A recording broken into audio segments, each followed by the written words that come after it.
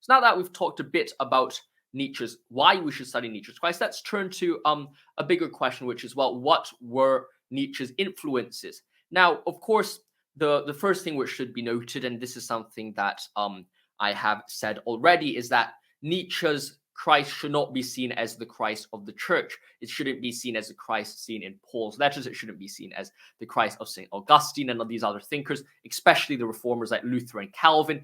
Nietzsche is trying to move away from that conception and saying that that conception is incorrect, and instead turn it to a further his own understanding, his own recollection, or his own construction of the true gospels, which was not tainted by later Christian interpretations, which made the good news, the evangel, into the bad news. And that is, of course, something he's wrestling with in the Antichrist. And of course, the link to the Antichrist is in the description below. Now, so you might be thinking, well, if he is not getting his interpretation from the Bible almost, because he's not looking at Paul's letters, he's not looking at these thinkers, well, where is he getting it from? And the answer actually is, quite interestingly, he gets it from Dostoevsky, especially Dostoevsky's Idiot by Prince Mushkin.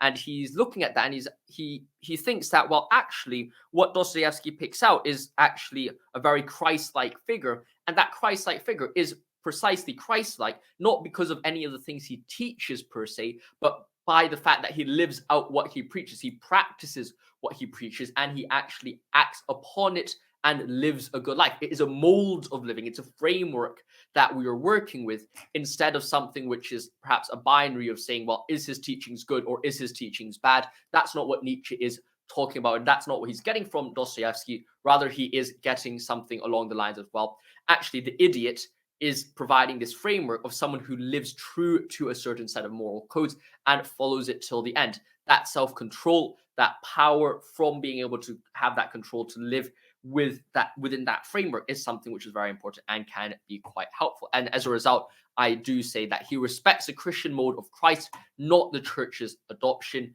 or adaptation or interpretation, and especially not Paul's interpretation of Christ, because he views those as bad tidings and ill news, and in fact almost a desecration of the original message of Christ, which is one of life and not one of faith and action and kind of phrases and different teachings. And of course, we will be touching on that in a bit.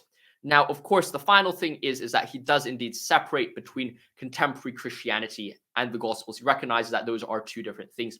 He does think that while the Gospels, the true Gospels, was the life of Christ, the contemporary Christianity has indeed separated what our interpretations were from the true Gospels and have added their own interpretations upon there. And we will be talking more about that later on in the lecture for your information.